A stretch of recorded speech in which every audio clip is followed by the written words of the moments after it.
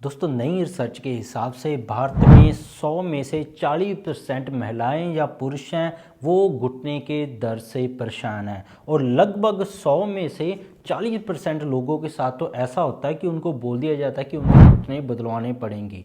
तो इसका सबसे बढ़िया बहुत ही सस्ता इलाज आपके घर पे ही पड़ा है और ये बहुत ही पुराना आयुर्वेदा ग्रंथों के अंदर ये नुस्खा लिखा गया है। तो मैं बताऊंगा कैसे आप इस नुस्खे से अपने घुटने दर्द को बिल्कुल ठीक कर सकते हैं और लगभग 100 में से 99% लोग इस नुस्खे को करने से कुछ ही दिनों में अपने अंदर रिकवरी महसूस करेंगे, घुटने के अंदर दर्द को कम होता महसूस करेंगे। और जिन लोगों को बोल दिया गया कि घुटने बदलवाने ही पड़ेंगे, ग्रीस बिल्कुल ख़त्म हो चुकी है, घुटने खराब हो चुके हैं, डैमेज हो चुके हैं, अब इसका कोई इलाज नहीं हो सकता, इस नुस्खे को एक बार ज़रूर ट्राई कर लें। आपको मैं श्योर हूँ बिल्कुल इस नुस्खे से फ़ायदा मिलेगा ही मिलेगा। तो इन सभी बीमारियों का घुटने के अंदर जो पैदा होती हैं किसी भी तरह की, चाहे सुबह उठते घुटने के अंदर अकड़न हो, लालीपन आ जाए, सूजन हो, दर्द हो, सबसे बड़ा कारण है दोस्तों जो महिलाएं अबॉर्शन पिल्स खाती हैं। अबॉर्शन पिल्स के 20 साल बाद भी आपको घुटने दर्द और हड्डी के अंदर सूजन हो सकती है। साइड इफेक्ट हैं।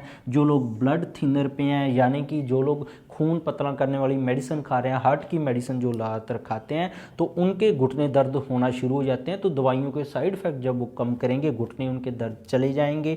टाइफाइड या डेंगू होने के 10 से 15 साल बाद भी उनके घुटने दर्द हो सकते हैं, बहुत सारे लोगों के अंदर देखा है। तो जब तक वो टाइफाइड या डेंगू का इलाज नहीं लेंगे, उनके घुटने के ऊपर कोई भी दवा असर नहीं करेगी। कैल्शियम होना लो, उनका स्टीरॉइड्स खाने वाले, तो ये सभी के ऊपर ये नुस्खा काम करेगा। पर इनके लिए ये टाइफाइड और डेंगू जैसे हमने डिस्कस किया, ब्लड थिनर के साइड इफेक्ट डिस्कस किए हैं, इनके लिए कुछ दवाइयाँ भी खा लें अलग से ताकि परमानेंट आपको इलाज हो सके।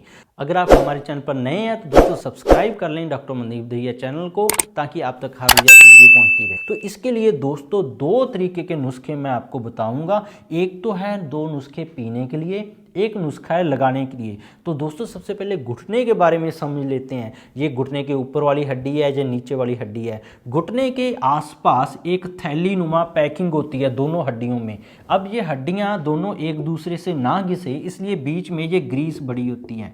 ये ग्रीस है घुटने के आसपास सारी, ताकि ये इजीली घुटना चल सके, एक दूसरे से ना टकराए। डॉक्टर इसी को बोलते हैं कि आपकी ग्रीस खत्म हो गई है। तो घुटने में जब ये ग्रीस खत्म हो जाए, लुब्रिकेशन, तो ये दोनों हड्डियां, ये वाली हड्डी और ये वाली हड्डी बढ़कर ऐसे, जिसको हम एक्सोस्टोसिस एक बीमारी होती है, ये पैदा हो जाती है, एक दूसरे से टकराने लग जाती हैं। पहले तो ये दोनों एक दूसरे से दूर थी, आसानी से घूम जाती थी। अब ये दोनों, ये हड्डी बढ़कर इसके साथ जुड़ गई है, क्योंकि ग्रीस यहाँ पे खत्म हो गई है बिल्कुल।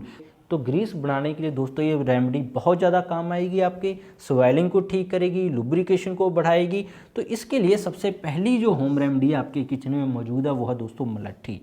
मुलट्ठी के अंदर बहुत सारी रिसर्च हुई हैं कि ये ऑटोइम्यून डिजीज टाइप या अबॉर्शन पिल्स के बाद जिनके महिलाओं के घुटने दर्द शुरू होते हैं, चाहे वो नेचुरली हो जाती हों उनके, चाहे वो मेडिसिन लेने वाली होती हों, तो उस लुब्रिकेशन को जो उसके बाद कम होती है, मुलट्ठी खाने के साथ ही ये लुब्रिकेशन ग्रीस दोबारा सा बनने लग जाती है। तो इन दोनों हड्डियों के बीच में ग्रीस आ जाती है, कट कट की आवाज़ ठीक हो जाती है, सुबह उठते हुए अकड़न खत्म हो जाती है, घुटना आसानी से आपका चलने लग जाता है।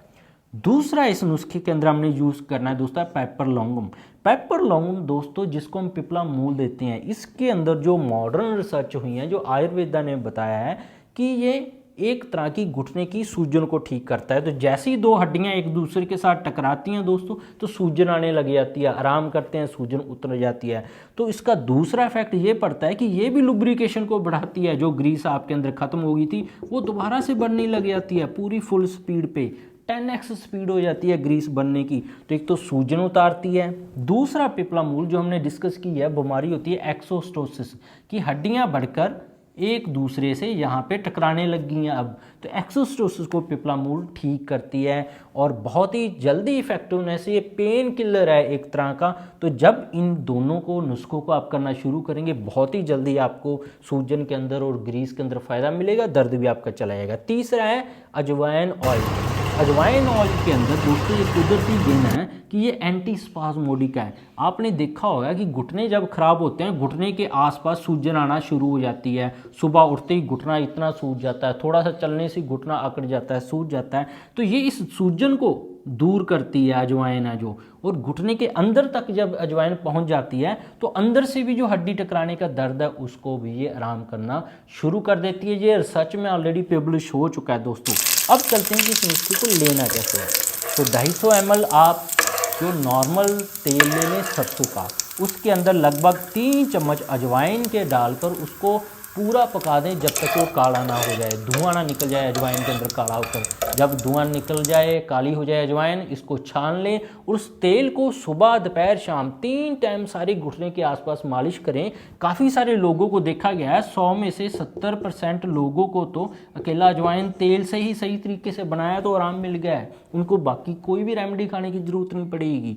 और अगर इससे भी कम आराम मिले तो दोनों कर सकते हैं। आप 1.5 कप पानी ले लें, नॉर्मल पानी, उसके अंदर 3 से 4 चुटकी मुलट्ठी पाउडर के डाल दें और 2 चुटकी जो पिपला मूल है उसके डाल दें और लगभग इसको 5 से 10 मिनट तक खूब उबालें।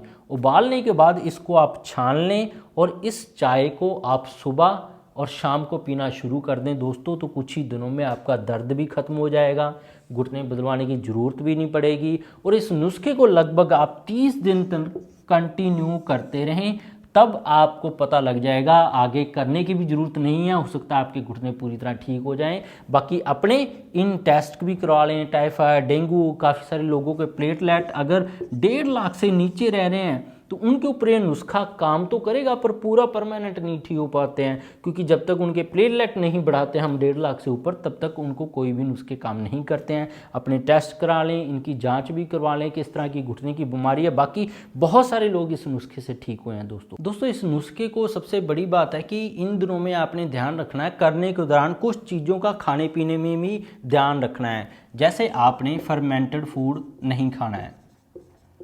फर्मेंटेड फूड दोस्तों वो फूड होता है जिसको बनाने के लिए उसको पहले से ही गलाया सड़ाया जाता है, जैसे कि बिस्कुट है, जैसे कि ब्रेड है।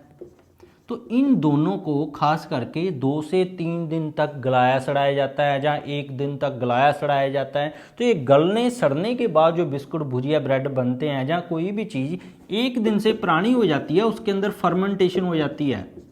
तो ये फर्मेंटेशन है घुटने के लिए बहुत ज़्यादा खतरनाक होती है। इसलिए जितने भी पैकेज्ड फूड हैं, चाहे वो लेज़ है, चाहे वो चिप्स हैं, चाहे वो कुरकुरे हैं, चाहे वो कोल्ड ड्रिंक्स हैं, उनको ना पिएं। क्योंकि कोल्ड ड्रिंक पीने वालों का भी देखा गया है छोटी उम्र के अंदर ही जो घुटने खराब हो गए हैं। क्यों? कोल्ड ड्रिंक हमारे घुटनों में से दोस्तों एक मिनरल होता है जिसको बोल देते हैं फॉस्फोरस। फॉस्फोरस को घुटने में से बाहर निकाल देता है। तो फॉस्फोरस आपके घुटने में से जब हड्डियों में से बाहर निकलना लग जाता है तो हड्डियां आपकी कमज़ोर हो जाती हैं। इसलिए बहुत सारे लोगों को देखा गया है कि उनकी टांगें पूरी तरह ऐसे मुड़ जाती हैं, ऐसे मुड़ी होती हैं दोनों टांगें। तो ये कैल्शियम और फॉस्फोरस की डिस्टर्बेंस से होता है। तो कोल्ड ड्रिंक इन दिनों में कम पीना है और जितना हो सके पैकेज्ड फूड है, कोई भी चीज़ पैकेज्ड है जहाँ वो 12 घंटे से पुरानी है तो वो इसके अंदर नहीं खानी है। अगर ये खाएंगे तो घुटना आपका बिल्कुल भी कभी भी ठीक नहीं होगा दोस्तों, ये आपने ध्यान रखना है। तो इसके बिना भी बहुत सारी साइंटिफिक बेस्ड वीडियोस अलग अलग टॉपिक्स पर मेरे चैनल पर अवेलेबल हैं, चाहे वो गठिया, allergy, asthma, brain tumour, cancer, heart के किसी वाल्व खराब हो, हार्ट की एफिशिएंसी कम हो, थायराइड, डायबिटीज़ और जो हाई बीपी को बोल दिया जाता है कि उम्र भर दवा खानी पड़ेगी, आपको उम्र भर दवा खाने की ज़रूरत नहीं है। सभी का परमानेंट ट्रीटमेंट आप कर सकते हैं। मेरे चैनल पर ऑलरेडी वीडियो अवेलेबल है। सब्सक्राइब नहीं किया तो दोस्तों सब्सक्राइब कर लें। मिलते हैं कल फिर नई वीडियो के साथ। बहुत बहुत शुक्रिया।